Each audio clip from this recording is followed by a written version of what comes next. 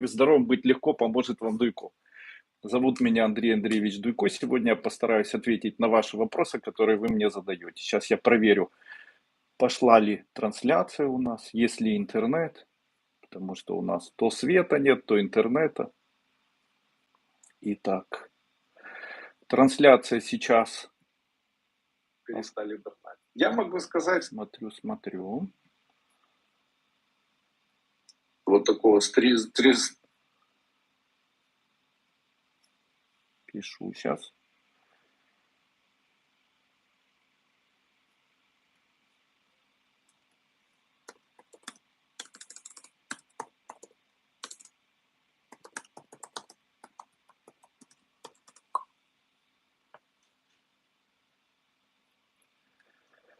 Раз. Все, есть трансляция. Так, сейчас я проверяю в вебинарной комнате. дрожжи. Сейчас так обновлю.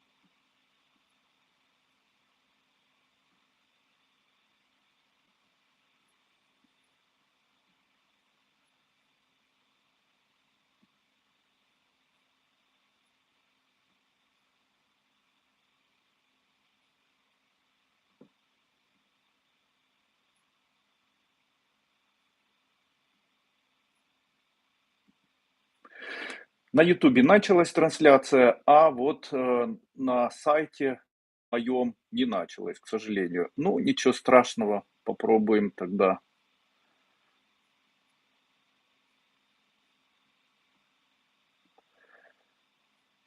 Ну, окей. Итак, сегодня вы написали мне свои вопросы. Я попросил опубликовать их на своем сайте, который называется tibetanformula.com, tibetan-formula.com, а также сейчас в прямом эфире я постараюсь ответить на вопросы, которые вы мне задали в Facebook. И онлайн я вижу, вы мне пишете в большом количестве прямо в YouTube. Мир Айван, добрый вечер, здравствуйте, товарищи. Сегодняшний вебинар посвящен здоровью. Я постараюсь вам ответить на вопросы здоровья. Сразу же хочу сказать, что я являюсь руководителем компании «Тибетская формула», занимаюсь выпуском пищевых добавок и могу дать рекомендации по использованию как пищевых добавок, так и народных каких-либо препаратов и так далее, как и медицинских, так как имею высшее медицинское образование. Ну что ж, начнем. Итак. Здравствуйте, дорогой Андрей Андреевич, здравствуйте. Сейчас почему же я не вижу вебинар?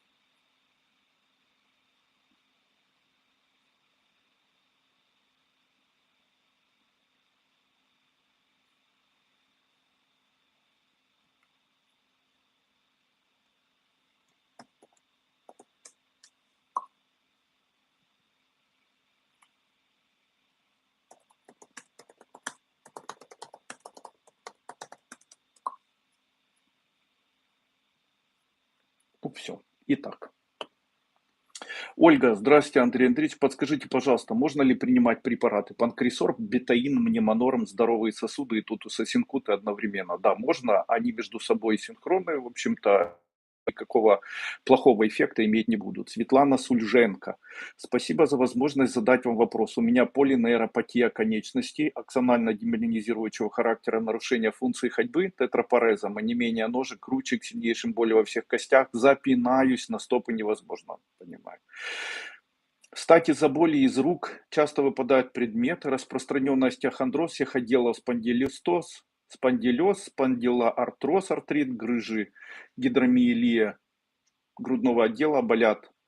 Кости, суставы ужасно болят, уколы помогут на несколько часов, большая утомляемость, скованность тела, как будто не я. Сердечная недостаточность второй степени, аритмия с 2017 после травмы, самостоятельного стула нет. Устала, измучилась, но в оптимизме. Умница. Благодаря всему сущему, хоть иногда встать по неделе не могу. В замужестве ушло все здоровье, была Травма позвоночника 2017, 8-летний стресс, финансы дело свое, 20 килограмм за год, чувствую тупик, не могу идти к людям, вернуться к образу жизни, до 2012 уже не чувствую, я другая. Боли адские, всегда уже приняла боль и так далее. Извините, пожалуйста, что так много, с надеждой и благодарностью на ответ. Андрей, спасибо, что вы есть. Несколько раз читала мантры Булавсай-Бабы, нахожусь в 100 километрах от фронта, не решила уезжать из Украины или нет. Как же вы будете ехать в таком состоянии, если вы почти лежачий человек? Итак, что же необходимо делать-то?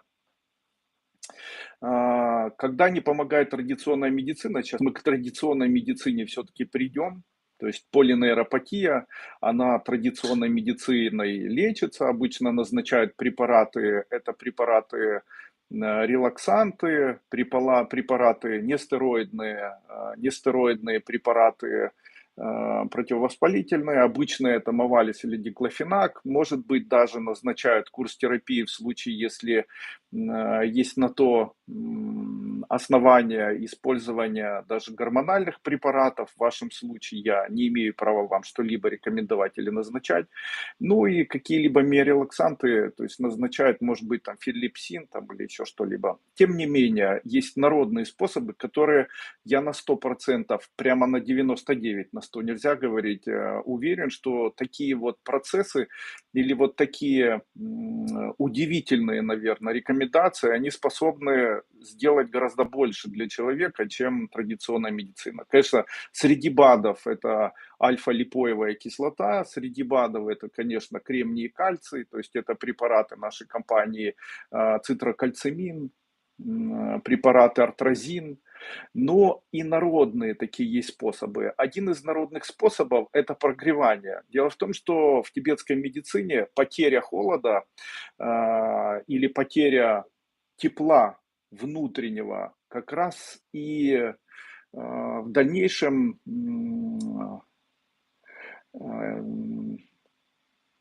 как бы симптомно показывает вот на все вот ваши симптомы. То есть показывает, что боли появляются, остеохондрозы появляются, вплоть до дела артрозы, артриты, грыжи, ну и так далее. И болят суставы и так далее. С чем это связано? Тибетская медицина говорит, что это потеря тепла. И тибетская медицина придумала некоторые такие механизмы, которые помогут вам наверняка привести себя в норму. Что необходимо делать? Необходимо найти черные такие камни, булыжники, которые в речках находятся. Их можно найти сейчас в строительных магазинах, их продают. Можно любого другого цвета, но вот там говорится в книге о речных камнях. Сейчас, если я увижу эту книгу, то я вам ее покажу. О речных камнях. То есть берутся темные камни, в большой такой кастрюльке эти камни нагреваются, и после этого на человека выкладывают полотенце или его в ткань оборачивают, и на эту ткань накладывают вот такие камни, особенно в местах скопления наибольшей боли. То есть вначале камни нагревают, после чего на человека накладывают и человека укутывают. Второе. Само заболевание, при таком заболевании, когда очень много есть поражений, то есть это поражение костей, это поражение позвоночного столба, поражение нервной ткани и так далее. То есть все виды заболеваний позвоночника. Это отчасти происходит на фоне вот полимиелита или общей потери кальция у человека, которая и появляется в виде сердечной недостаточности, в виде вот всех основных заболеваний. И что рекомендуют или чем рекомендуют питаться? Рекомендуют питаться, брать ножки куриные, вот лапки сами, чистить эти лапки, варить и эти лапки без костей съедать. Чем больше, тем лучше. Третье. Считается, что заболевание развивается с носоглотки, то есть находятся бактерии, которые находятся в носоглотке, и именно и они и в дальнейшем и вызывают появление данного заболевания. Именно поэтому в тибетской медицине принято делать ингаляции, а я рекомендую все же закапывать нос или проводить вот такие орошения носоглотки назально, каплями мумиё. Каким образом их приготовить? Берете болюсы мумиё моей компании или покупаете просто мумиё, и мумиё растворяется в воде. Растворяете так, чтобы цвет воды был нежно-чайный, не очень концентрированно. И обычной пипеткой 3-4 или даже 5 раз закапываете нос. При этом используют обычно для улучшения общего состояния мази с ядом, то есть используют мази, на первое место ставят это мази кобрины, то есть это препарат кобратоксин, есть кобратоксиновая мазь, вот она, ее можно найти в интернете, это не моя компания производит. Я же рекомендую золотой бальзам Дуйко, в нем находится и кобриная мазь, и мазь, вернее яд, и яд пчелиный, вот можно попробовать вот такую терапию. Ну и мои препараты, которые будут улучшать общий иммунитет. Это 3 препарата, которые бы я хотел вам назначить. Прежде всего это цитрокальцимин для восстановления количества кальция в крови, биологически активный кальций, 1 чайная ложка на стакан воды 2 раза в день. Далее препарат, который поможет вам восстановить иммунитет, это препарат бетулиновая кислота. 1 таблетка 2 раза в день. И препарат, который даст возможность усвоить кальций, который будет попадать в ваш организм, это препарат витамин D3. Можно йод-витамин D3 или D3 йод, или просто витамин D3. Он у нас есть в большой дозировке, можно 1 таблетка 2 раза в день, цитрокальцимин 1 чайная ложка 1 раз в день после приема пищи, и препарат бетулиновая кислота 1 таблетка 2 раза в день для повышения иммунитета. Вот таким образом и поможем вам справиться с вашей болезнью. Вот появилась трансляция.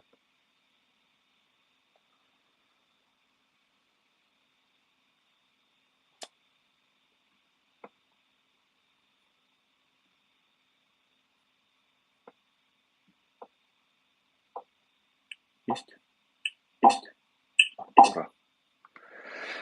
Марьяна Королевская, спасибо за ваш вебинар. Подскажите, пожалуйста, как легче в будущем пройти послеродовую депрессию, так как после первой беременности ухудшилась память. А сейчас хочется заранее подготовиться на будущее. Дело в том, что не до конца люди понимают, что такое послеродовая депрессия, вообще как связана послеродовая депрессия и с чем она связана. Дело в том, что когда человек спит, то его сон регулирует некий гормон, который называется гормоном мелатонин. Это прекурсор допамина, и обычно при нарушении циркадных ритмов, то есть при нарушении засыпания, просыпания вообще ритма своей жизни у человека развивается депрессия. Это очень частое явление у большинства женщин, даже в наше время и даже без родов. То есть сейчас идут стрессовые ситуации, развиваются невротические состояния, неврозы, и вот в это время как раз избиваются эти циркадные ритмы. То есть человек засыпает не вовремя, просыпается не вовремя. Это в дальнейшем приводит вот к чему. Дело в том, что если не выделяется в ночное время мелатонин или его нет, или он не появляется, то начинает в большом количестве формироваться кортизол.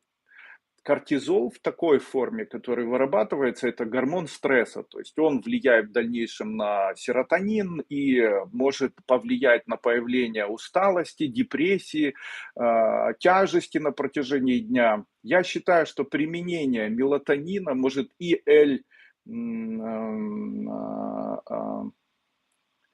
и L-триптофана и мелатонин, и L-триптофан являются прекурсорами, то есть теми аминокислотами, из которых в дальнейшем создается допамин. Это гормон радости. Недополучение данных веществ и приводит человека к появлению вот таких тревожных состояний в послеродовой период и вообще в жизни. Итак, что необходимо делать? Где его приобрести? Мелатонин я не продаю пока, но вы его можете приобрести в любом спортивном магазине. В любом спортивном магазине это витамин группы В. Принимайте мелатонин 3 таблетки на ночь или даже 4 таблетки. Совершенно безопасно, у него нет никаких побочных эффектов. Принимайте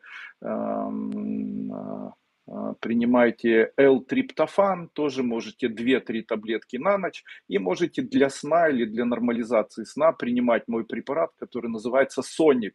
2 или 3 таблетки, рассасывая перед сном. Это заметно улучшит состояние и не появятся ни послеродовые депрессии. Это, кстати, устранит в случае, если у вас сейчас есть общее состояние тревожности или невротическое состояние. Сейчас, секунду, я опущу немножко лампу, а то мне светит очень сильно. Так.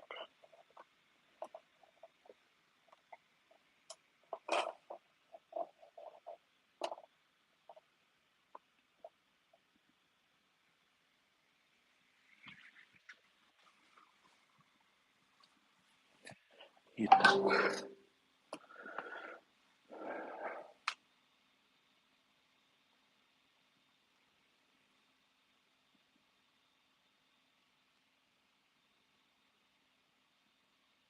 Так, Светлана. Здравствуйте, Андрей Андреевич.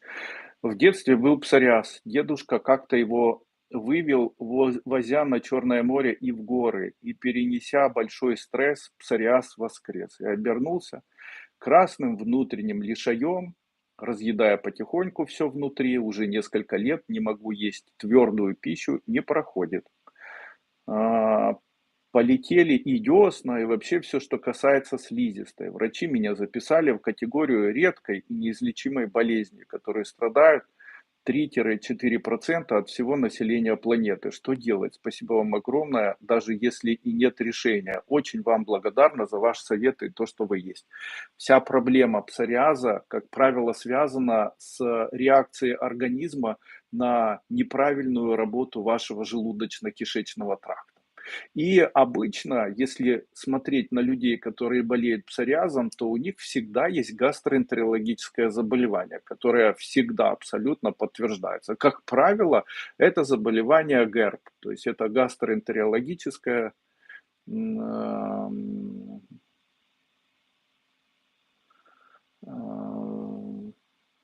ГЭРБ, это гастроэнтерологическая рефлюксная болезнь. Вот. И когда появляется, и когда начинают лечить человека от псориаза, то обычно никто не обращает внимания как раз на заболевание ГЭРБ. Но есть один и тот же фактор. Обычно заболевание псориаз очень реагирует на два компонента нашей деятельности физиологической. Первое – наше нервное состояние, второе – пищу, которую мы принимаем. Первое – неврологическое состояние. Считается, что если не успокаивать нервы, никаким образом не воздействовать на стрессы, то вылечить псориаз невозможно. Второе. В случае, если человек начинает лечиться, то он не очень четко понимает, каким образом или как, или что ему необходимо делать с псориазом. И ответ мой звучит так, или как лечить его этот ГЭРБ. И мой ответ звучит так. Итак, первое. Давайте еще раз о мелатонине. На ночь принимайте мелатонин. Второе. Обязательно по 3 таблетки, обязательно начните принимать, как ни странно, не препараты, которые снижают кислотность, которые обычно назначают при повышенной кислотности при заболевании ГЭРБ, а начинайте принимать препараты, которые могут вызывать повышение кислотности. Это препараты моей компании, называется бетаин. Второй препарат моей компании называется Нефромакс. Принимайте бетаин и нефромакс по 1-2 таблетки 2-3 раза в день. Оказывается, что повышение кислотности желудка в дальнейшем способствует максимальному улучшению качества состояния кожи при псориазе, как ни странно. Не отменяйте соль, принимайте в небольшом количестве соду. Четверть чайной ложки на стакан теплой воды 1 раз в день, желательно во второй половине дня.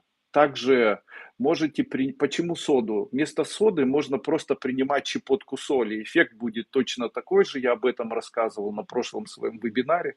То есть я говорил о том, что сода, попадая в наш желудок, превращается в натрий хлор, соединяясь с соляной кислотой, выделяется H2O и выделяется CO2. То есть фактически натрий, хлор, СО2, H2O — это все вода, углекислый газ и соль поваренная. Это то, что мы получаем, когда мы начинаем принимать соду пищевую. Ну и здесь, когда мне говорят, это же щелочь, я обычно улыбаюсь и говорю, что углекислый газ, который образуется за счет соединения углекислого натра или натрия с двууглекислого карбоната натрия с соляной кислотой, обычно может привести с выделением углекислого газа, наоборот, воздействует на желудок таким образом, на поджелудочную железу, чтобы вырабатывать побольше соляной кислоты. То есть эффект происходит не ощелачивания, а наоборот выделение большого количества соляной кислоты. И поваренная соль, и углекислый газ обычно вызывает увеличение выделения соляной кислоты. Именно недостаточность или желудочная слабость, или недостаточность секреции, которая обычно происходит у людей с псориазом и приводит в дальнейшем к тому, что у таких людей появляется, собственно, псориаз. Итак, бетаин — это мой препарат компании «Тибетская формула». 2 таблетки 2 раза в день, небольшое количество соды или поваренной соли. И забыл еще сказать, нефромакс — это препарат, в котором находится 3 кислоты. Это винная кислота и так далее. И третий препарат — это мускус, иммунный стимулятор, который себя зарекомендовал при использовании при заболеваниях псориаз. Принимайте 1 чайная ложка 2-3 раза в день. Почему помогло Черное море? И что произошло, когда вы были на Черном море? Когда вы были на Черном море, то вы купались. Когда вы купались и загорали, то у вас формировался витамин D3, который обычно и появляется в тот момент, когда человек получает загар. То есть у вас появлялся витамин D3. Таким образом, можно сейчас сказать, что увеличивая употребление и в том числе витамина D3, вы улучшите общее состояние. Давайте еще раз я перечислю препараты. Забыл сказать, по моей рекомендации, я еще рекомендую вам принимать препарат, который называется бетулиновая кислота. Итак, какие препараты? Бетулиновая кислота для увеличения иммунитета. 1 таблетка 1 раз в день. Мускус — 1 чайная ложка на стакан воды 2 раза в день. Дальше нефромакс и бетаин по 2 таблетки 2 раза в день. Небольшое количество соды, можно четверть чайной ложки, можно чайную ложку 1 раз в день, желательно во второй половине дня. 1 стакан в теплой воде 1 раз в день. Купание в соленой воде или в подсоленной воде. Нужно ли чем-либо смазывать? Очень зарекомендовали себя при витилиго и при псориазе. Опять-таки, если псориаз или если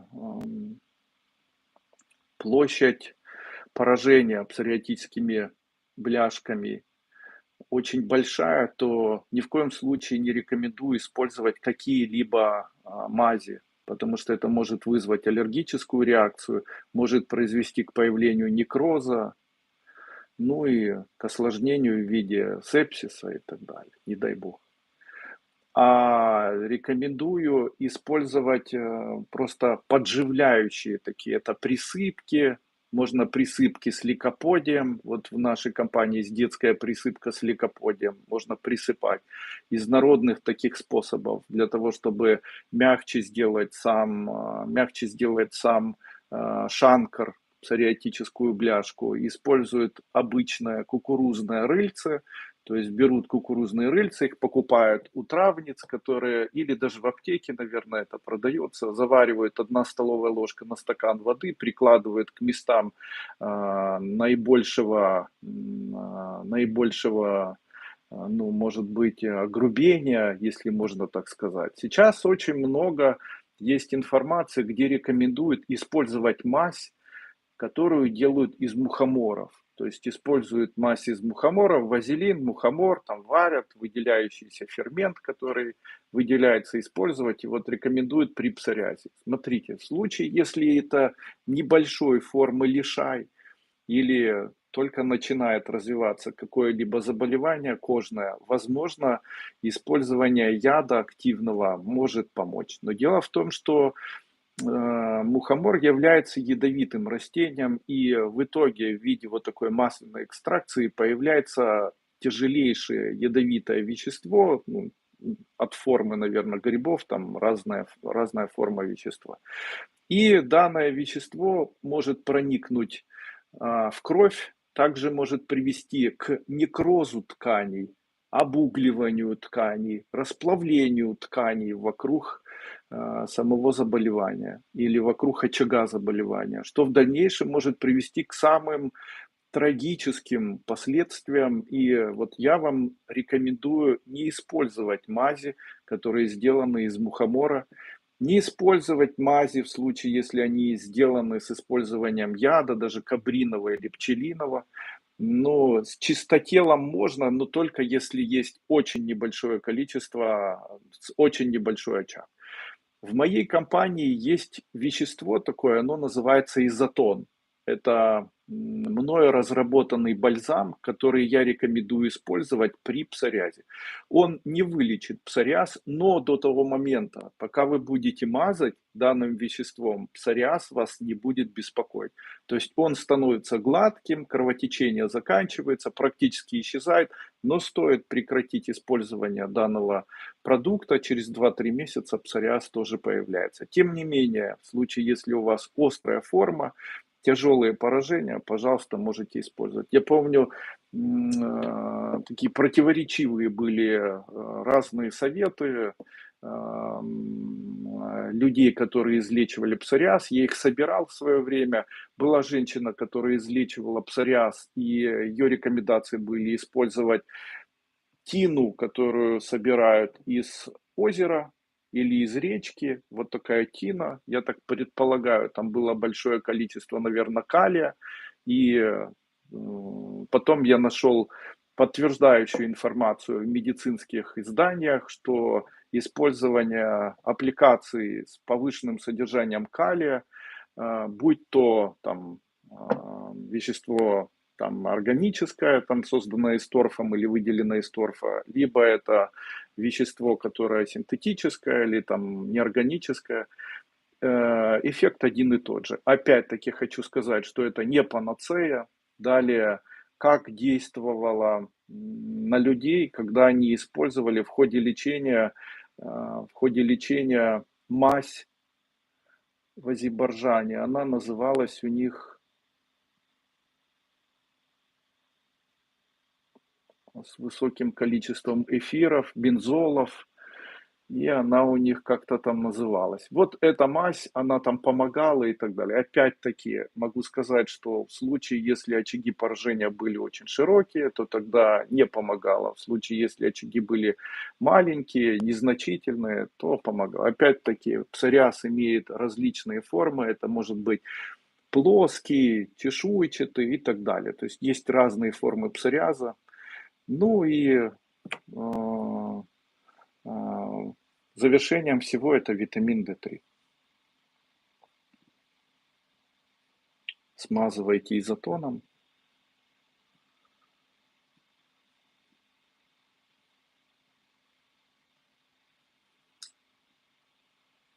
Кундуз Акаева спрашивает: здравствуйте, скажите, пожалуйста, это повтор или прямой эфир?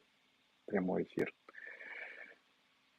Как справиться с паникой и депрессией? Антидепрессанты не хочется пить. В случае, если у вас паника и депрессия очень длительная, и она вызывает у вас такие очень яркие физиологические отзывы, допустим, жутчайший страх с сильнейшим сердцебиением, тремор, потеря сознания. В случае, если вызывает у вас вспотевание, то тогда вам без антидепрессантов, бессонницу, без антидепрессантов вам не обойтись.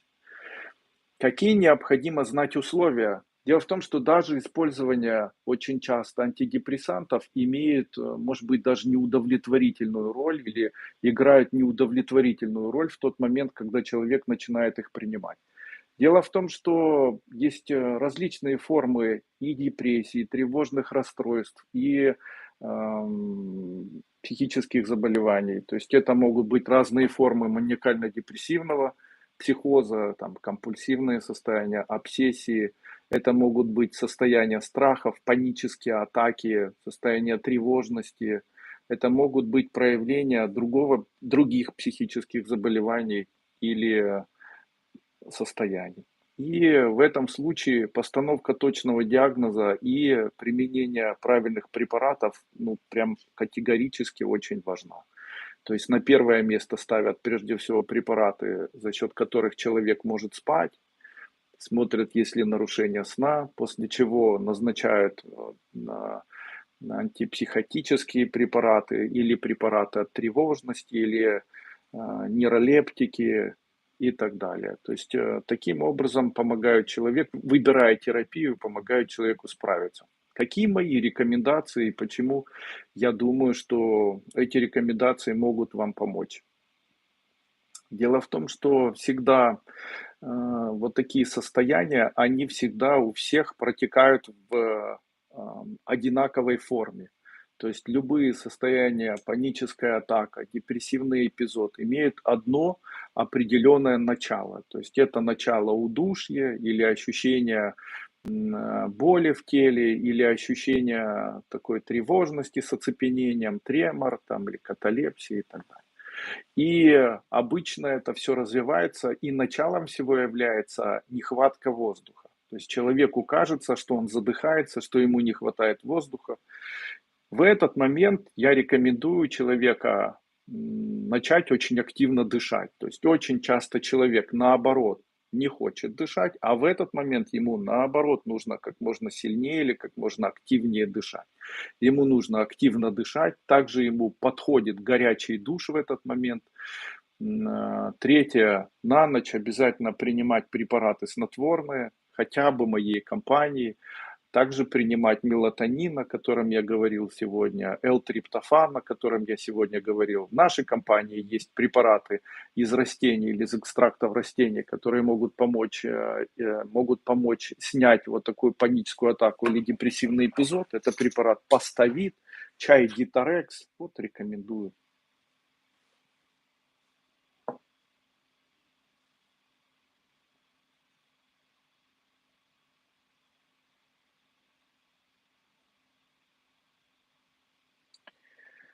Жазгуль, Жунус Алиева. Здравствуйте, Андрей Андреевич. Скажите, ребенку 14 лет. С лет ходит в туалет один или два раза, а ИСТФ что можно принимать? Скажите, он один-два раза в день ходит или один-два раза в неделю ходит?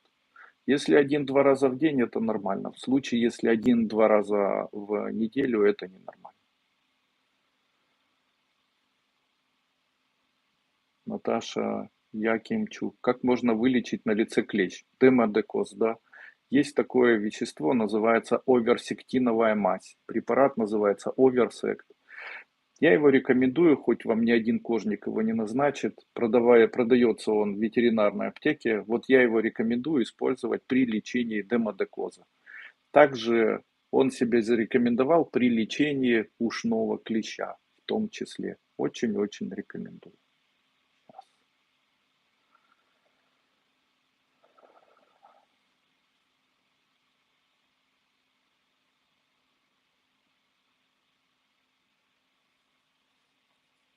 Патимат Гаджиева. Я из Махачкалы. У моего сына некроз тазобедренных костей. Врачи говорят, только суставы менять, лечение не поможет. Сыну 23 года, слишком молодой, чтобы суставы менять.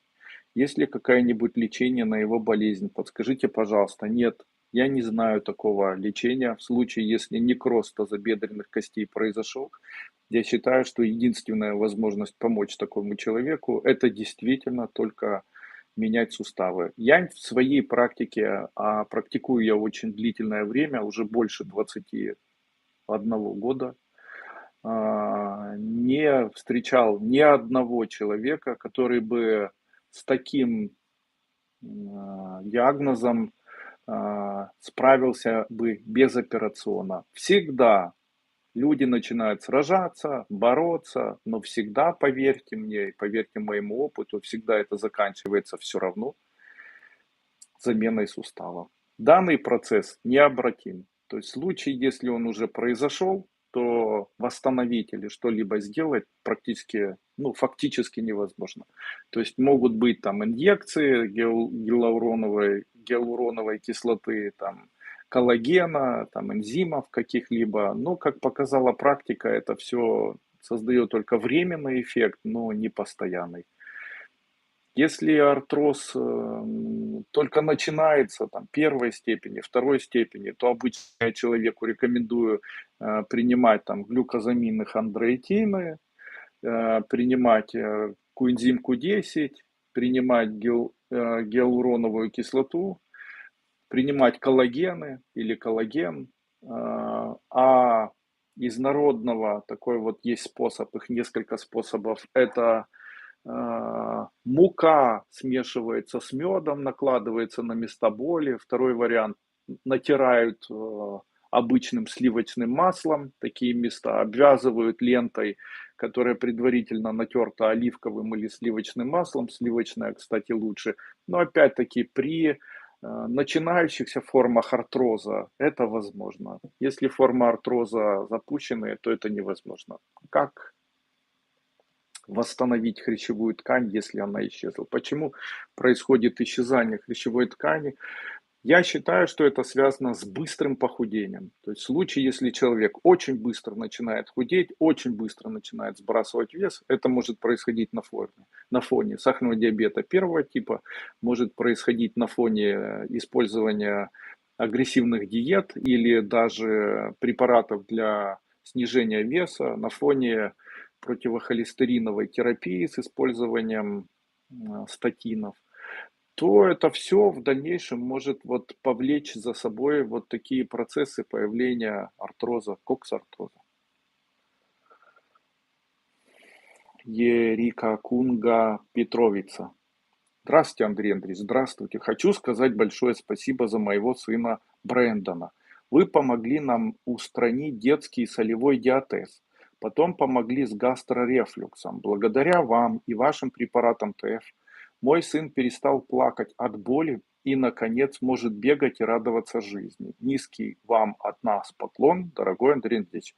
Вы нам посоветовали обратиться к эндокринологу. Запись только через 1 год 3 месяца. Ого! Это что, запись к эндокринологу и нужно ждать год? Это из какой вы страны? Пожалуйста, помогите, что нам пропить из ТФ. Я, к сожалению, не помню сына вашего. Напишите мне в Телеграм, отправьте фотографию, я обязательно помогу. Татьяна Друзенко. С сентября на ладони правой руки на сухожилии безымянного пальца растет шишка. От чего начала расти, непонятно. Сначала была мягкая, неболезненная, а теперь ощущается как штырь, уплотнилась и болит. Что это такое и как вылечить?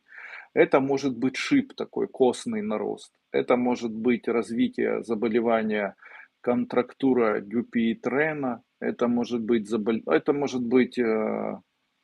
ну, всевозможные разновидности заболеваний суставов. Каким образом можно это полечить? Вот сегодня я уже говорил, поможет использование меда с ржаной мукой. Берете ржаную муку, смешиваете с медом и вот так накладываете на 1, 2, 3 часа перед сном. После чего моете и смазываете камфорным спиртом. Почему это происходит? Это происходит как неправильный метаболизм кальция, как правило, то есть кальций эндогенный не вырабатывается, хотя должен вырабатываться, а кальций экзогенный недополучается. И получается, организм нуждается в этом кальции, потому что ему необходимо использовать кальций для иммунитета, для крови и так далее. И он начинает его активно собирать. Когда он активно его собирает, то снижаются гормоны, обычно снижаются гормоны половые, у женщины это может быть снижение тестостерона, эстрадиола, прогестерона, у мужчин аналогично. Также перестает правильно выделяться гидрокортизон, который должен формироваться из кортизола, и за счет этого не формируется и не вырабатывается половыми органами и надпочечниками гиалуроновая кислота, не формируется коллаген, потому что гидрокортизон не формируется. И это все вот в дальнейшем вот так приводит к тому, что появляются вот такие проблемы. Чем лечить? Кальцием. Просто кальций необходимо попить. Чем лечить? Кальций попить. Кальций попить. Нужно еще смотреть. Вы знаете, на сегодняшний день такое огромное количество мужчин и женщин, меня это на самом деле даже поражает. На огромное количество просто мужчин и женщин живут без сексуального желания. И мужчины, и женщины. То есть семьи живут, но между ними интима нет. То есть я вот спрашиваю, там, у меня бывают встречи, люди обращаются, и я как-то раньше не обращал на это никакого внимания, и начал обращать на это внимание. И начал спрашивать, хотя раньше вопрос этот меня не интересовал никогда. То есть молодые люди, вот обратилась молодая пара, мужчина там до 40 лет, женщина до, наверное, 35 лет. Обратились, те у них там один-два ребенка, и обратились с тем, что у них нет желания интимного. То есть для них это не важно. То есть она не хочет, ему, наверное, не особо нужно. И потом я начал обращать внимание на других людей. И оказалось, что это очень распространенная проблема. Люди, которые живут в социуме, они не хотят заниматься интимными отношениями. И это не психологическая проблема. А с чем же это связано? Дело в том, что очень часто это связано с тем, что люди просто не до конца понимают механизм появления половых гормонов. Механизм появления половых гормонов происходит в ночное время. В ночное время половые гормоны формируются и, в общем-то, появляются. И в случае, если нарушен ритм ночного сна и дневного бодрствования, это называется ритм, такой ритм называется циркадным ритмом. То есть нарушается такой вот ритм циркадный. Нарушается усвоение жиров, нарушается усвоение, вообще там женщины худеют, там астеничный образ жизни ведут, при этом стараются минимизировать прием жиров, там витаминов, жирных витаминов.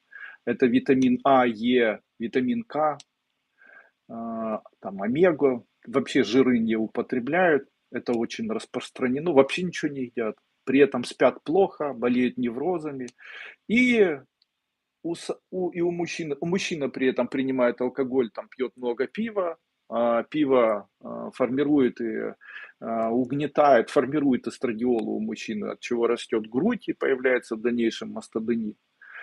У женщин появляется, у женщин исчезает либидо, то есть у них исчезает желание из-за того, что они не кушают ничего, из-за того, что сон плохой, из-за того, что неврозы, из-за того, что нарушаются циркадные ритмы. И тут такой вопрос, а что же с этим делать?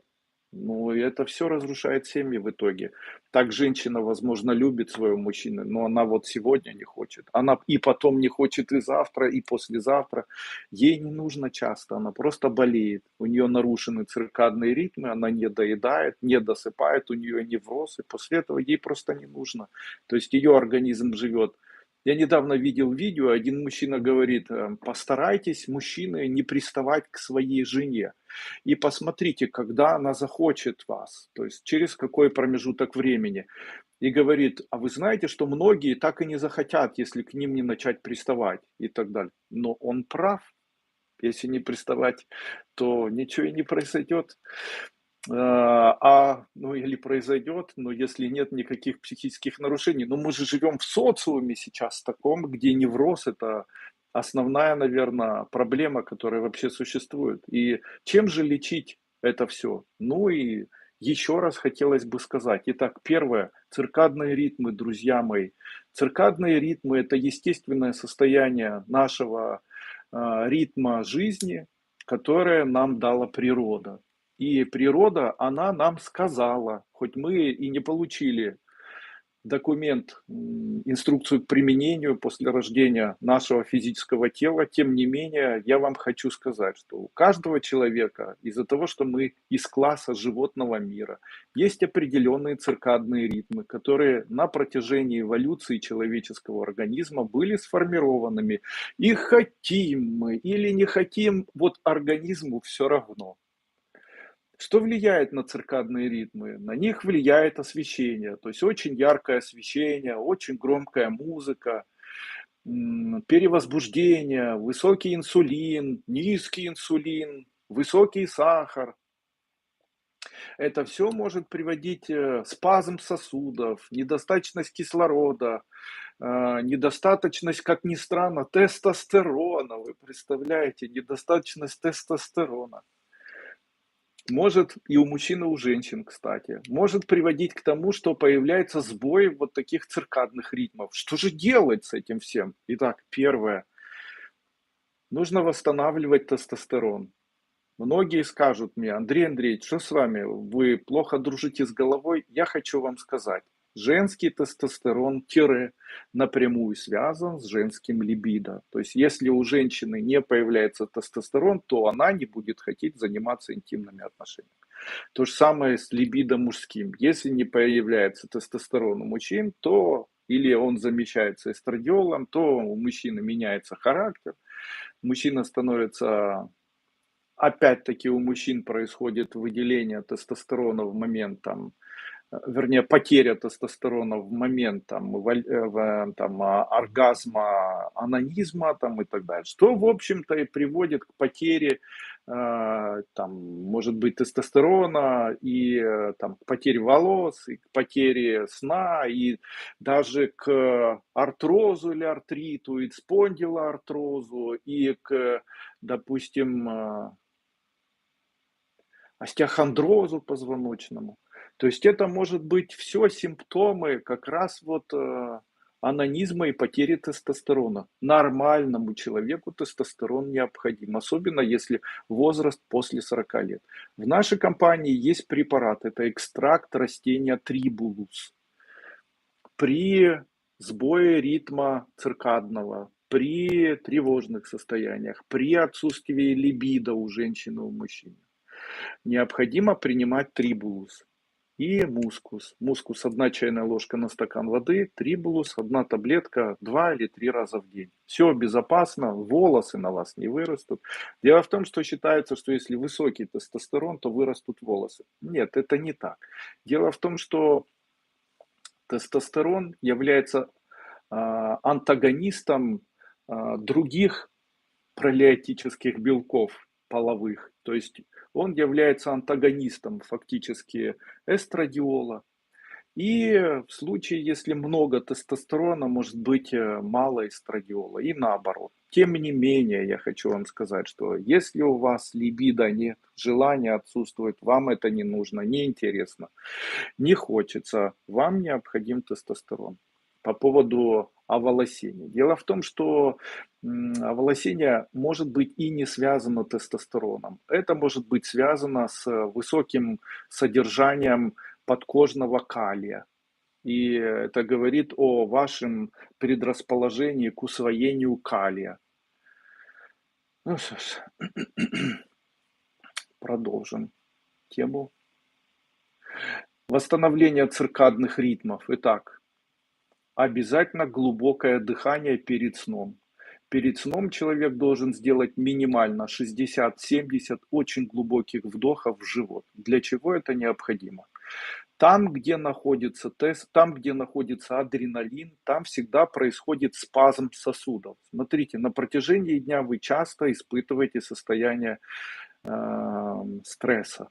Это может быть стресс от новостей, стресс от переживаний и какой-либо другой стресс. Когда стресс появляется, то наш организм выделяет адреналин. Это выделение адреналина происходит за счет работы или деятельности наших надпочечников.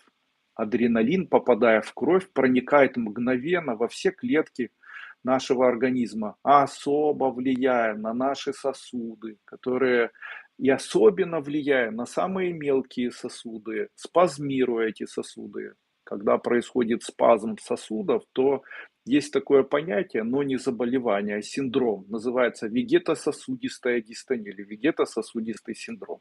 Это реакция сосудов на чрезмерное или активное выделение адреналина. Человек в это время начинает чувствовать, будто у него руки и ноги замерзают. Это одна из разновидностей предневротического состояния и реакции организма на невроз. То есть это просто невроз и реакция организма. Там, где происходит спазм сосуда, там всегда появляется высокий холестерин и запечатывает эти сосуды, увеличивая тем самым объем сердца, уменьшается общий объем сосудистой системы в нашем организме за счет закупорки мелких сосудов. Происходит увеличение объема сердца, и это может приводить в дальнейшем к заболеваниям, там, инфаркт или заболеваниям, развивающейся гипертензии сосудов и сердца.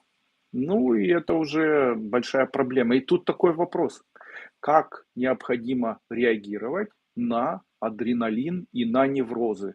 Этим всем, это все регулируется нашим допамином или гормоном радости.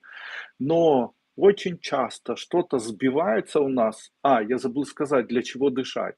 Когда мы начинаем дышать и делаем 60-90 глубоких вдохов, а обязательно в живот, особенно в вечернее время, можно в лежачем положении, в сидячем положении, в каком-либо еще положении. В этот момент у нас, как ни странно, расширяются самые крайние сосуды. Смотрите, из пух сужаются, глубокое дыхание расширяется. Как происходит появление панической атаки, депрессивного эпизода? Мгновенное сужение сосудов.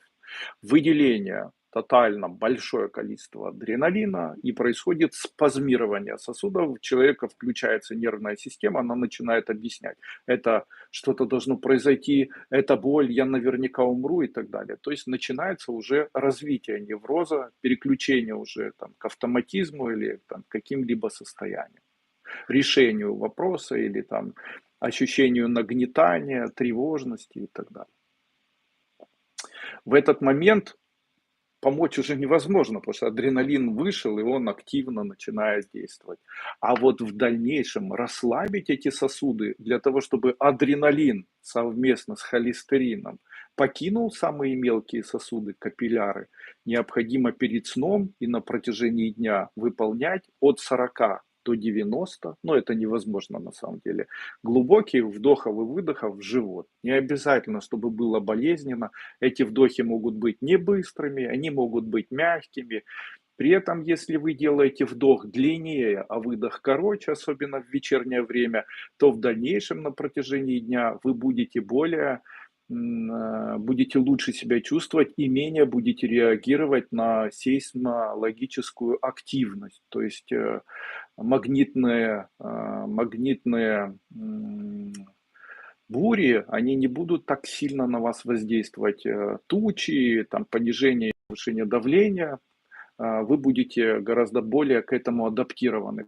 Вы научите реагировать ваши мелкие капилляры и сосуды, реагировать путем создавания дополнительного притока к ним кислорода, а не адреналина, как было до этого. Таким образом, вы сможете воспитывать свой организм, заставляя его в дальнейшем реагировать не выделением адреналина, а путем расширения тонких или самых маленьких или тонких капилляров и тонких сосудов на какой-либо стресс и так далее. Второе. Принимайте мелатонин, о котором я говорил, принимайте его 2 или 3 таблетки на ночь. Перед сном старайтесь притушить максимально экран, чтобы не смотреть очень яркие, чтобы не было очень яркого света. Если вам вечером хочется есть, не ложитесь спать на голодный желудок. Дело в том, что если человек ложится спать на голодный желудок, то у него не будут вырабатываться гормоны. Оказывается, вот так. Чего обычно человек хочет перед сном? Как правило, перед сном он хочет мелатонина. А мелатонин вырабатывается в случае, если человек ест какие-то специи, то есть ему необходим какой-то очень яркий вкусный вкус. Именно поэтому многие начинают на ночь есть либо сладости, либо что-то жирненькое, либо колбаску. То есть вам хочется на самом деле, вашему организму не еды хочется, он хочет мелатонин. А вот если вы перед сном выпьете мелатонин, 3 или 4 таблетки, то он купирует у вас желание кушать, и вам кушать не будет хотеться. А почему это необходимо? Дело в том, что после 1 часа ночи и до 4 часа ночи у нас обычно формируются и выделяются следующие гормоны. Первый – норадреналин, второй – кортизол, третий – гидрокортизон из него получается, третий выделяется гиалуроновая кислота, эстрадиол, прогестерон, пролактин, выделяется тестостерон и так далее. То есть в это время мы фактически идентифицируемся как мужчина или женщина, и мелатонин, который мы вырабатываем, он помогает нашему мозгу, гипоталамусу конкретно, являясь прекурсором в дальнейшем создающегося допамина, гормона радости. Допамин, в свою очередь, в дальнейшем является веществом или гормоном, который стабилизирует состояние нервозное, то есть он влияет на депонацию переизбытка адреналина, на регуляцию адреналина и норадреналина, ацетилхолина и так далее. То есть это все влияет.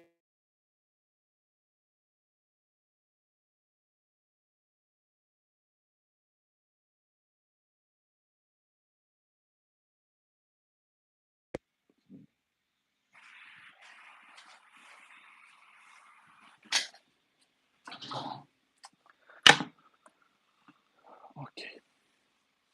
Ольга Боровик. От псориаза Максим пьет бетулинку и бетаин. Бетулин дает масло черного тмина. Опять пошло ухудшение. Черный тмин нельзя. При заболеваниях псориаз черный тмин нельзя принимать. Никогда. Черный тмин даст ухудшение. Чем необходимо смазывать? Необходимо смазывать изотоном. Мы, кстати, начали изотон выпускать в маленьких бутылочках. Вот изотон. Бетаин, бетулин дает омега-3. Омега-3 не нужно, дает не нужно. Бетаин, бетулин да. Черный тмин категорически нет.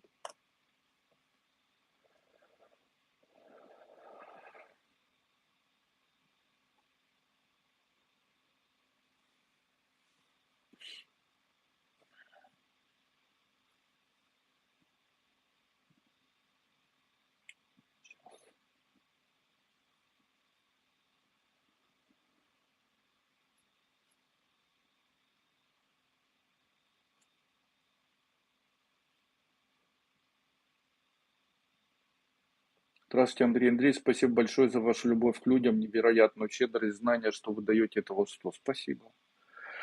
Наталья Гольченко. Мой вопрос состоит в том, что уже пару лет, как я ощущаю под кожей, как будто лазят маленькие букашки, это по всему телу, а еще чешутся подошвы иногда сильно, катаю деревянную скалку, на время проходит.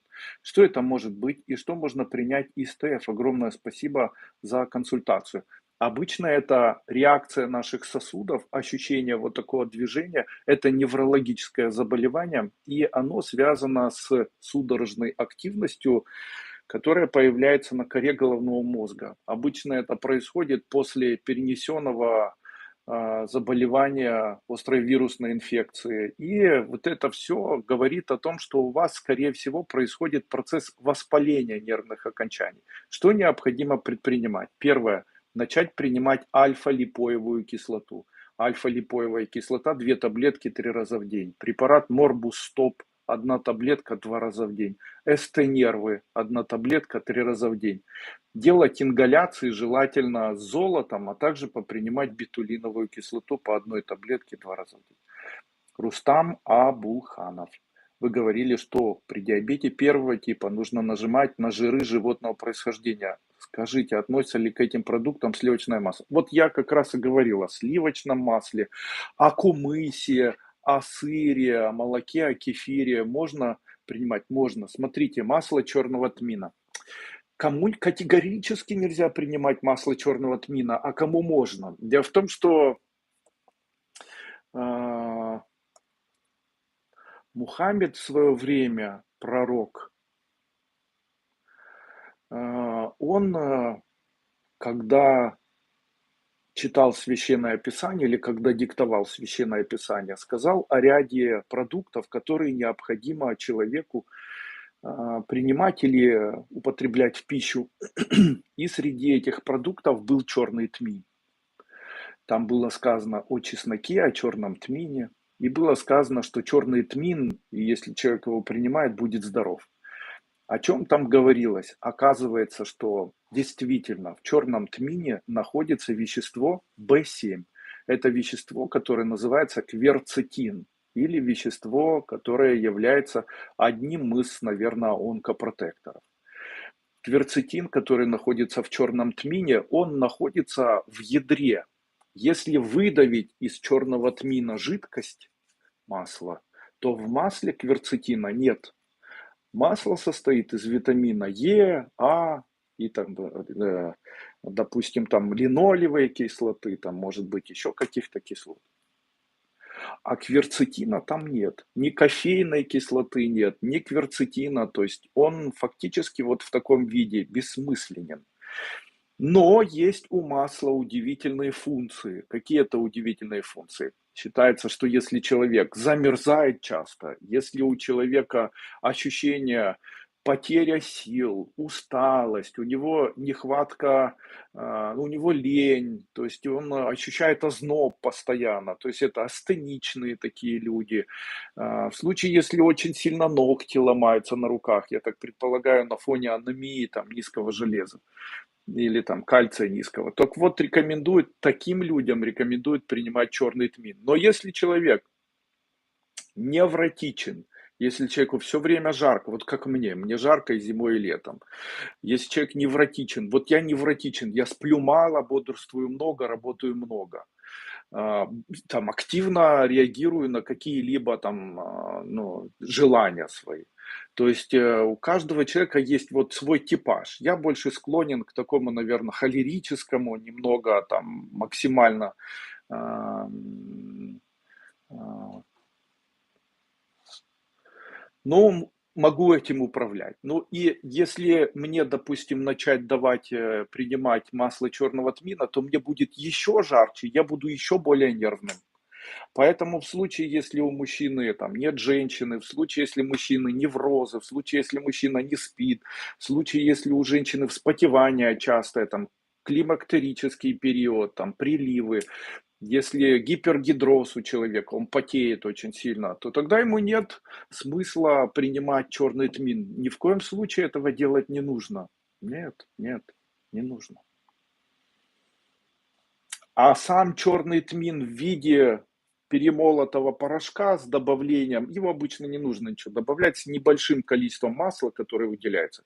Его можно принимать тем людям, у кого есть проблемы с опухолями. То есть это опухоли обычно такие медленно формирующиеся, это может быть там базалиома, это может быть ну, не агрессивной формы. То есть при опухолях там саркома, при опухолях там поджелудочной железы или толстого кишечника я бы не рекомендовал, наверное, лечиться вот таким порошком черного тмина или вот такой пастой черного тмина. Я бы все-таки рекомендовал более такие, наверное, агрессивные процедуры в виде там оперативного вмешательства, радиотерапии, химиотерапии, ну и если надо, там какой-то другой терапии. А просто так, можно ли черный тмин для чего-то принимать? Кверцетин– уникальное вещество. Мы скоро будем продавать в таблетках кверцетин в чистом виде.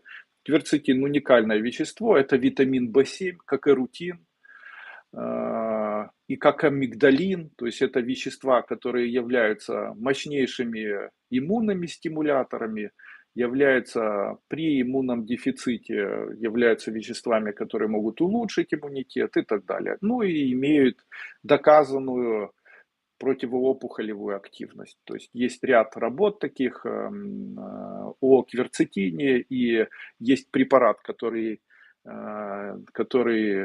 создан на основе действия кверцетина, это лейкоплакин, и активно используется как химиотерапия. Загрузил вас, да? Поэтому черный тмин не нужен.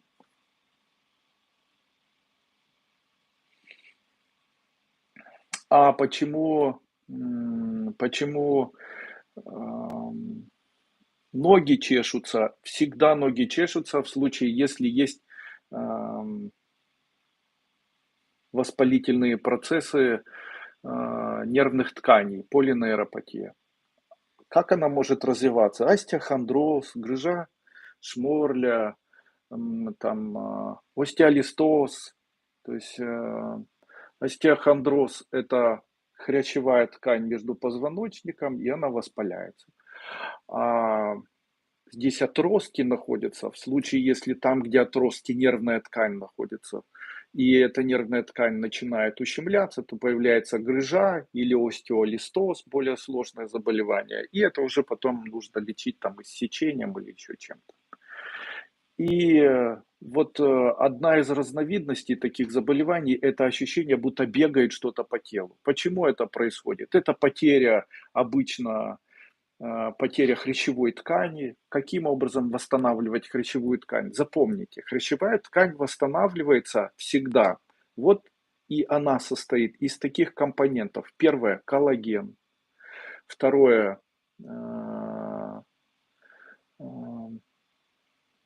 глюкозамин, хондроитин в аптеке продается. Третье – альфа-липоевая кислота. Четвертое – гиалуроновая кислота. Пятое – она не состоит, но она влияет на то, чтобы появлялась хрящевая ткань и восстанавливалась нервная система. Это фолиевая кислота. Фолиевая. Можно и янтарную даже еще принимать.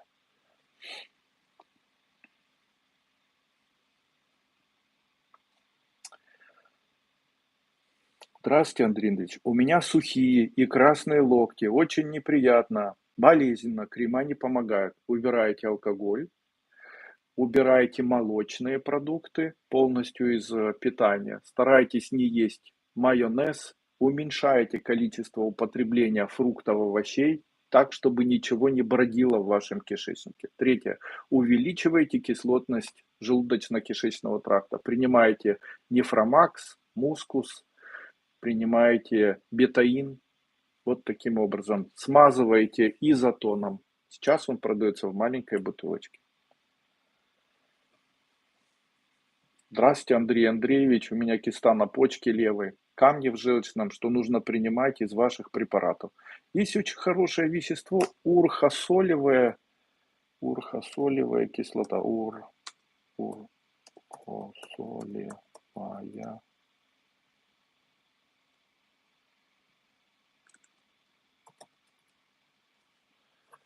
Урсодизоксихолевая кислота называется она.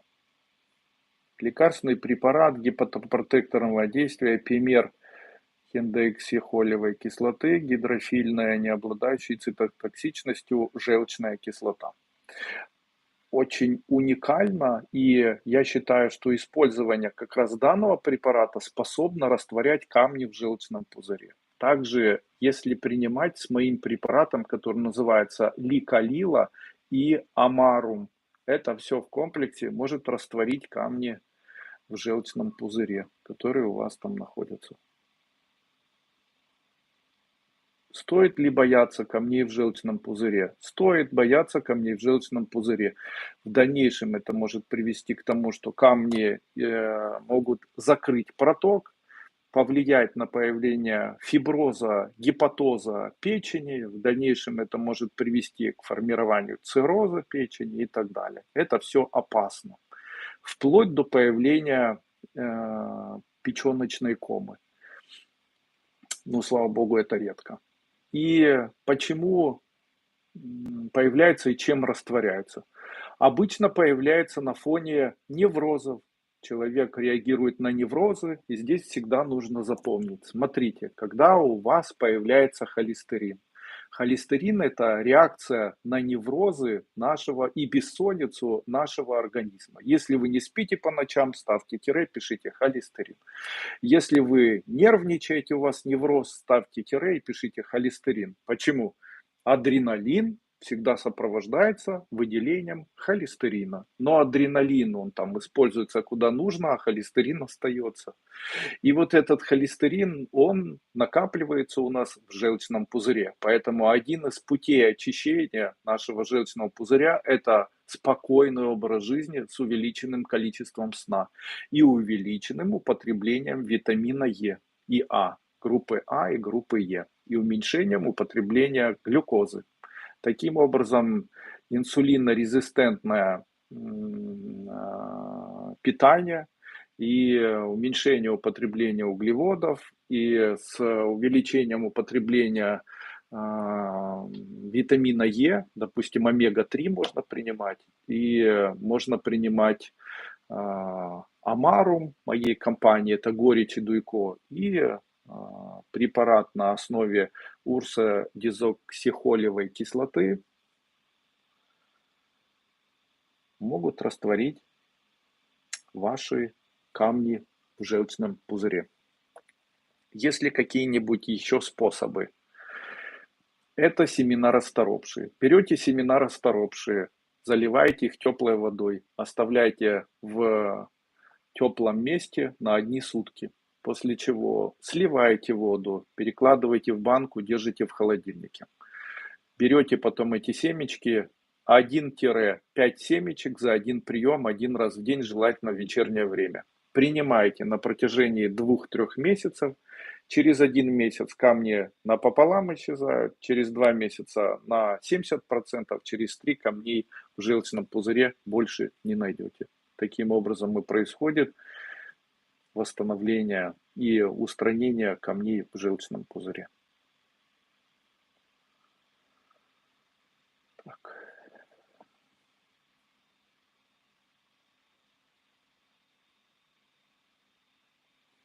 Добрый вечер. Скажите, пожалуйста, что можно приобрести на ТФ? Образовался водяной шарик в локте у сына. Необходим обязательно ревматолог. Необходимо посмотреть, нет ли там травмы и что это такое.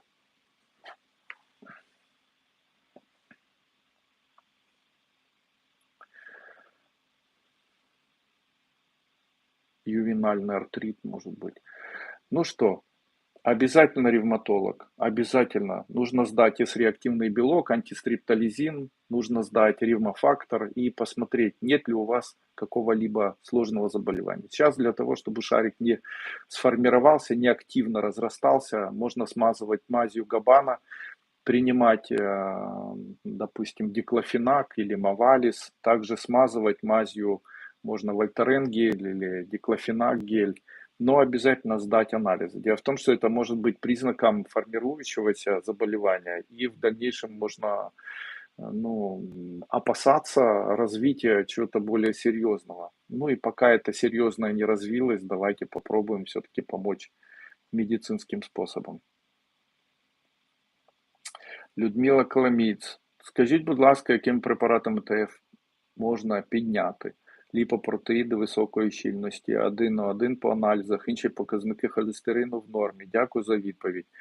Обычно они не вырабатываются в случае, если не хватает в организме меди и цинка. И, кстати, если ощущение, будто чешутся ноги и чешется, вот как что-то бегает по телу, то можно попринимать селен и попринимать цинк. Цинк и селен обычно снимают вот такой вот такие, устраняют вот такие ощущения. Как увеличить липопротеиды высокой плотности? У нас есть препарат, называется алгоцин. Принимать необходимо 1 чайная ложка на стакан воды, желательно после приема пищи через час. Можно дозу уменьшить, не чайная ложка, а четверть чайной ложки. После препарата может появиться ощущение небольшого покачивания и тошноты. Не стоит этого бояться, данный препарат устранит у вас ваши низкие липопротеины высокой плотности. Они нужны. Далее, народный способ увеличить липопротеины высокой плотности. Перед сном увеличить длительность сна, а перед сном съедать сливочное масло с небольшим количеством меда. Почему меда? В меде находится большое количество калия, а в сливочном масле большое количество витамина В12. Получается, если добавить в рацион питания витамин В12 и калий, то тогда на ночь выпивая увеличатся липопротеиды очень высокой плотности.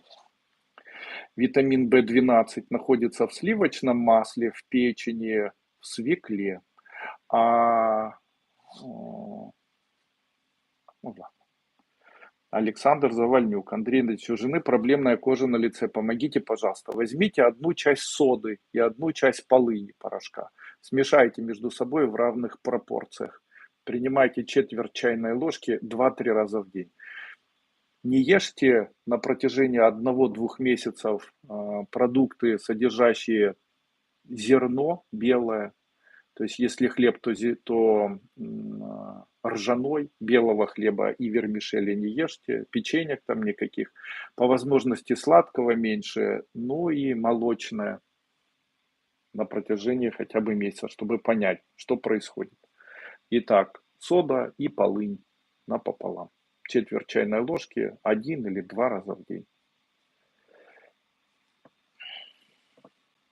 Я в ремиссии по РМЖ.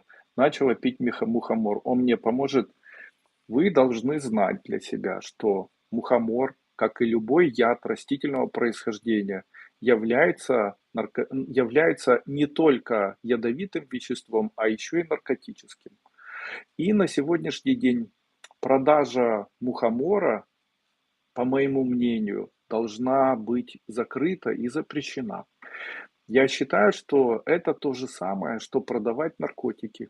Я считаю, что в определенных видах мухомор может вызывать привыкание и может вызывать даже ломки у человека. Также я считаю, что любое употребление мухомора и ядовитых грибов, включая псилоцибидные, является опасным для человека и неминуемо в дальнейшем приведет к появлению цирроза печени и к заболеванию печени. Однозначно, без вариантов вообще. Я считаю, что популяризация сейчас употребления мухоморов с целью улучшения самочувствия при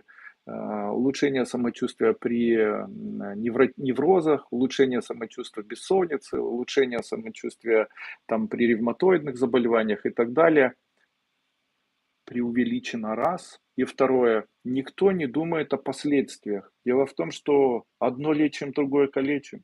А как лечить цирроз? То есть на фоне того, что перестанут болеть суставы, но появится в дальнейшем цирроз, необратимые явления с гепатоцитами и отмирание печени. И что делать потом с печеночной недостаточностью, что делать с циррозом, который будет развиваться? Ничего. Ну так я бы подумал, что поставить на первое место. Цирроз не лечится.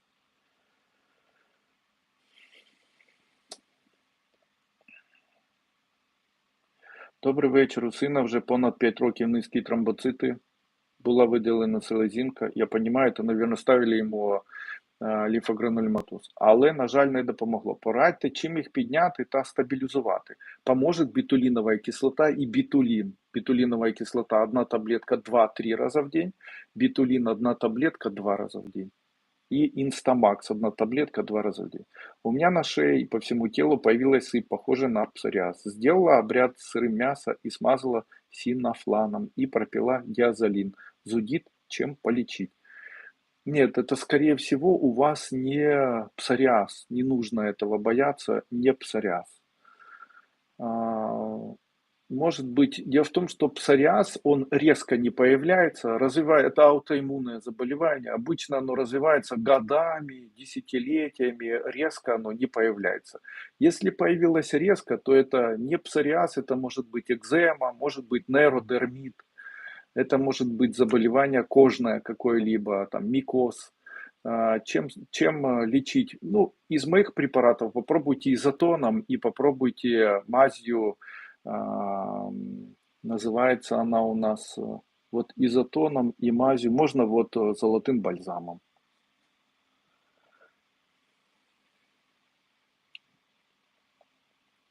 Наталья Юрченко, здравствуйте, Андрей Андреевич, спасибо за мазь Габана. Спасибо.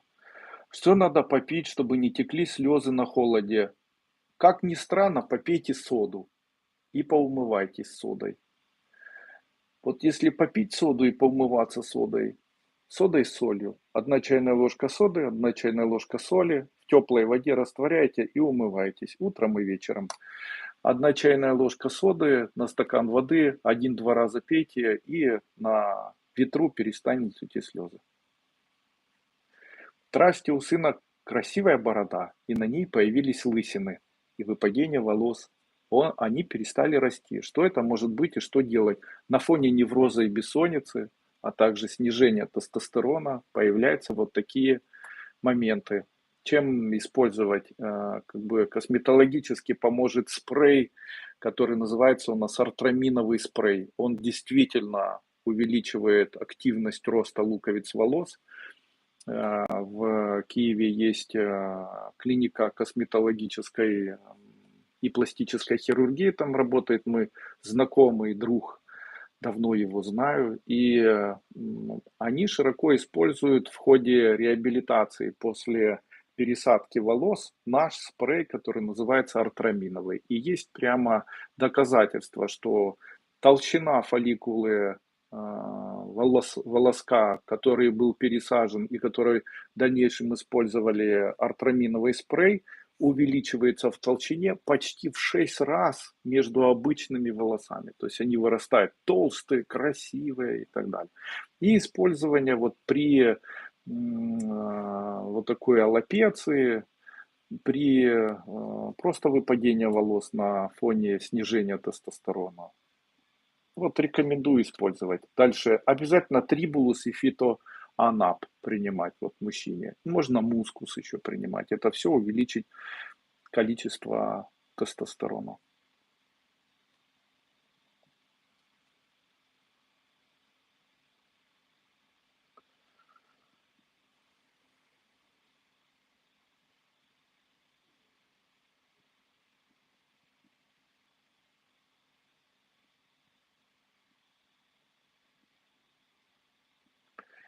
Добрый день, у меня тромбоцитов много, 800, да, это много, с трудом, ой, нет. Артерии забиты полностью, посоветуйте что-нибудь, доктор, для лечения.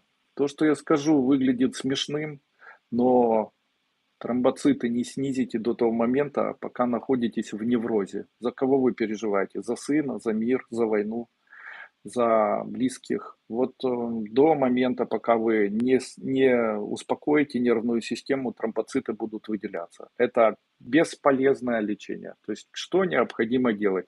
Ну, самые простые препараты, которые доступны сейчас в аптеке, это препарат, допустим, там, Адаптол. Адаптол 2 таблетки, одна утром, одна вечером. Это снизит у вас тромбоциты.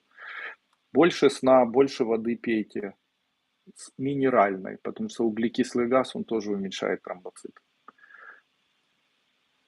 Далее, из моих препаратов можно попринимать паставит, сирантал, магнумцит. Хоть это и кажется как бы не очень правильно, да, сейчас говорить, но увеличение употребления воды в утреннее время поможет вам снизить тромбоциты. Также я хочу сказать, сейчас очень популярно, особенно Берг там начал говорить об этом, доктор Берг начал говорить о том, что есть смысл каждое утро выпивать большое количество воды теплой. Я хочу сказать, что теплая вода и большое количество воды может изменить показателя крови. Есть такой показатель крови, называется гематокрит. Его рост говорит о том, что кровь очень разжижена. Так вот, очень много людей сейчас попадают на это. Они увеличивают разжиженность крови. И вот что происходит. На фоне того, что кровь становится разжиженная, у человека появляется снижение иммунитета, иммунной системы, так как иммунный комплимент, он может воздействовать только на определенный кубический сантиметр крови. Получается, увеличивая количество крови, увеличивая разжиженность крови, вы фактически уменьшаете иммунитет. И в дальнейшем это может привести к появлению иммунных заболеваний, таких как какого-либо аутоиммунного заболевания, вплоть до там, автоиммунный тиреоидит или там сахарный диабет первого типа, либо там Коновалова-Вилсона. Ну, там куча всего. И для того, чтобы этого не было, не нужно утром очень много воды пить. Не делайте этого. Ну, максимально 200 грамм теплой воды. И то, если у вас здесь много жира. А если вы худой человек, то утром не нужно. Нужно ли человеку на протяжении дня пить воды много? Если сахарный диабет, если избыточный вес, то да. В случае, если вы худой человек, плохо спите по ночам, то скорее всего нет.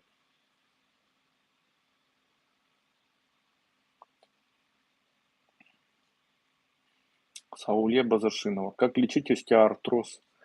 Обострение, лежачее положение, головокружение. Смотрите, остеоартроз вылечивается путем лежания. Нужно обмотать то место, где у вас есть боль и где она представлена больше всего, лечь и лежать. Как можно больше. Я считаю, использовать мази нестероидные, противовоспалительные.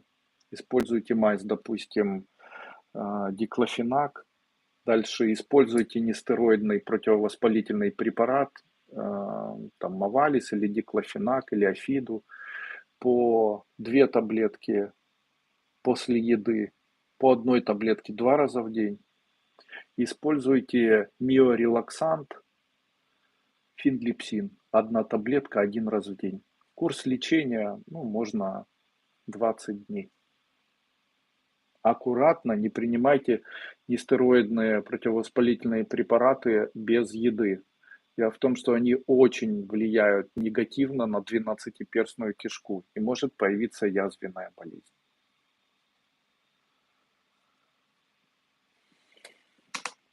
Ну что, здоровым быть легко, поможет вам Дуйко. Скажите, вам было полезно сегодня проведение мной данного вебинара? Вообще, вот что-нибудь вам было нужно и что-нибудь полезным было? С трудом и болью поднимается левая рука. Чем можно полечить? В случае, это может быть, знаете что? Это может быть бурсит. Каким образом вылечить? Я считаю, что в моей компании есть 2 препарата. Первый препарат, 3 препарата. Называется манкулит и уралис по 1 чайной ложке на стакан воды и того, и того. Выпивайте 1 раз в день. И вечером выпивайте 1 чайная ложка препарата Метикс. Смотрите, на сам сустав плечевой прикладываете смешанную муку вместе с медом на 1-2 часа. Или утром утреннюю мочу еще можно прикладывать. Что это будет убирать? В случае, если там кальциево-фосфорное соединение, уберет там таким образом. Если там мочевой диатез, таким образом. В случае, если у вас там в случае оксалаты, то уберет третьим образом. Таким образом, уралис, манкулит и метикс помогут вам справиться с этим. Также обязательно массажируйте шейный отдел. А вообще, если у вас нет возможности поднимать руку, не можете согнуться, остеоартрозы там и так далее, то это первые признаки того, что вам необходим массаж. Вам необходим массажист и необходим массаж. 20-22 дня ежедневного или там через день массажа могут привести вас в норму. На фоне массажа, для того, чтобы как бы разгружать быстрее ваш организм от сформированной молочной кислоты, из-за которой появляются все эти проблемы, можно принимать 10 капель нашатырного спирта на стакан воды 1 раз в день. Дело в том, что нашатырный спирт растворяет и помогает выводить, депонирует молочную кислоту из организма, усиливает движение в цикле Крепса и помогает нам более эффективно справиться с тромбозами, которые формируются на фоне воспаления вместе с застоем мочевой кислоты и молочной кислоты. У сына 13 лет, поднимается давление до 135. Это опасно, что делать? Это может быть не опасно. И обычно именно в 13 лет развивается стресс, который называется гормонально зависимый стресс. И вот такой стресс обычно дети испытывают, потому что их организм начинает адаптироваться к появлению первых настоящих половых гормонов. И выделение тестостерона у ребенка может вызывать появление неврозов, которые в дальнейшем приводят к спазмам, вегетосудистым дистониям, которые в дальнейшем приводят к тому, что появляется давление. Каким образом давление убирать? Самый простой метод. Не нужно использовать никаких медикаментов. Возьмите пустырника настойку, пиона настойку, возьмите холосаса настойку и возьмите эвкалипта настойку. Все это в произвольной форме вообще. Можно шиповника еще настойку. Это холосас, да. И кроме боярышника. И это все смешайте между собой. Давайте ребенку 1 чайная ложка на стакан воды 1 раз в день или 2 раза в день. Это нормализует его состояние, и в дальнейшем давление подниматься не будет.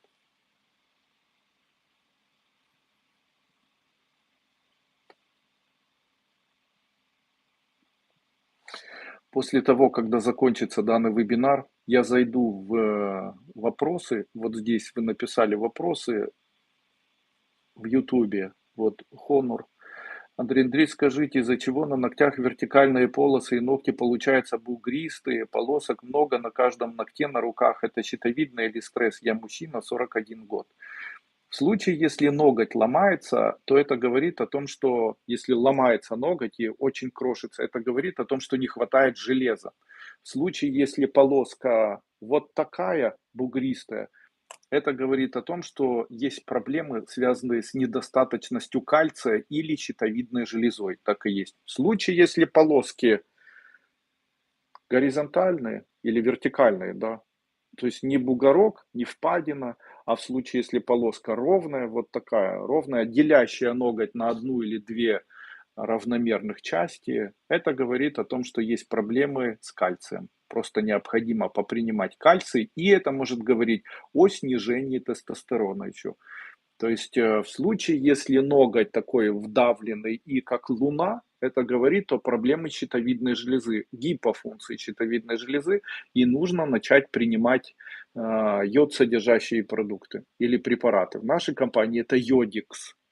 Дальше, в случае, если прямая вот такая разрезанная, как бы прямая борозда вдоль всего ногтя, это говорит о том, что не хватает половых гормонов, конкретно тестостерона, нужен трибулус препарат, и говорит о том, что есть проблемы в том числе и поджелудочной железы, и говорит о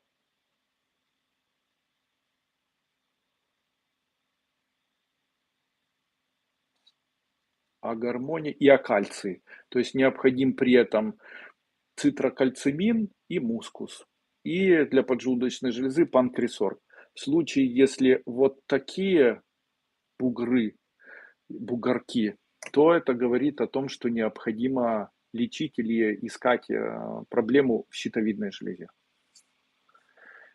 Андрій Андрійович, скажіть, як вилікувати вітіліго?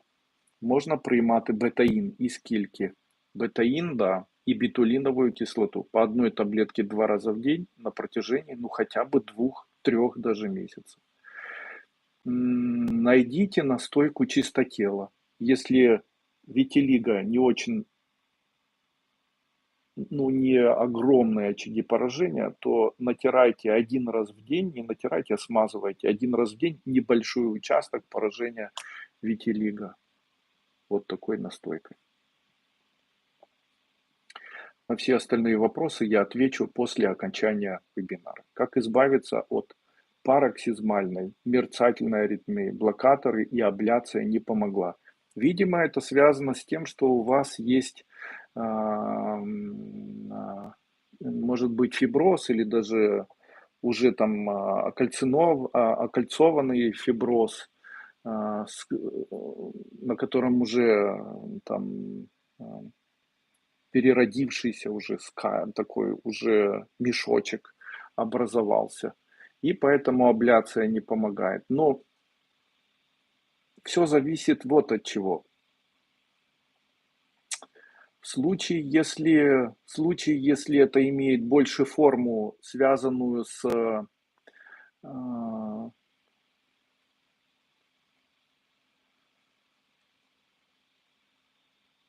гуморальной нервной системой, то тогда мои препараты помогут. А в случае, если это связано уже с физическими процессами, то есть это физические процессы поражения там аорты, то тогда, скорее всего, ни я, ни абляция не поможет. В дальнейшем придется делать оперативное там изъятие и там уже дополнительно работать с самим сосудом. Так вот, в случае, если это все-таки гуморальные какие-то проблемы, то помогут несколько препаратов. Возможно, это из-за кардионевроза у вас формируется все. Вот тогда могут помочь мои препараты. Первый препарат это комплекс амин по 2 таблетки 3 раза в день. И NSCART по 2 таблетки 3 раза в день. Курс лечения от 30 до 40 дней. После чего на протяжении ближайших, наверное, там 1,5-2 лет вот такое ощущение аритмии появляться не будет. К сожалению, у нас никогда не закончатся вопросы, а время уже у нас закончилось, 1,5 часа прошло, пролетело очень быстро. Все мои препараты вы можете приобрести на моем сайте tibetan-formula.com.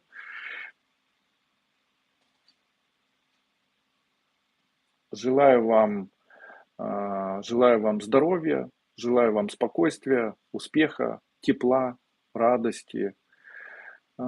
Всім мої побажання українцям, щоб скоріше закінчилася війна, несправедлива, нечесна, захватническа.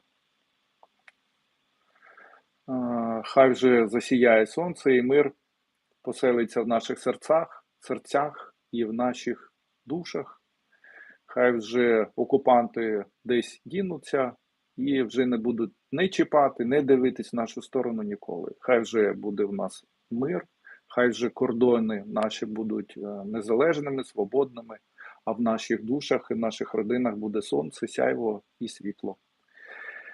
И тем, кто не понял, что я сказал, скажу на русском языке. Для людей, проживающих в других странах, я желаю всем счастья и здоровья. Пусть в жизни будет радость, пусть в жизни будет здоровье.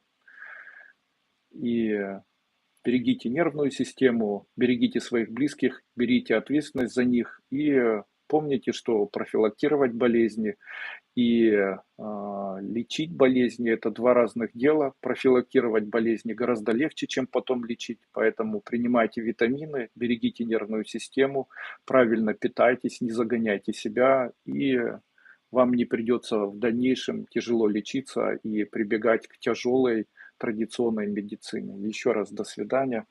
Будьте здоровы.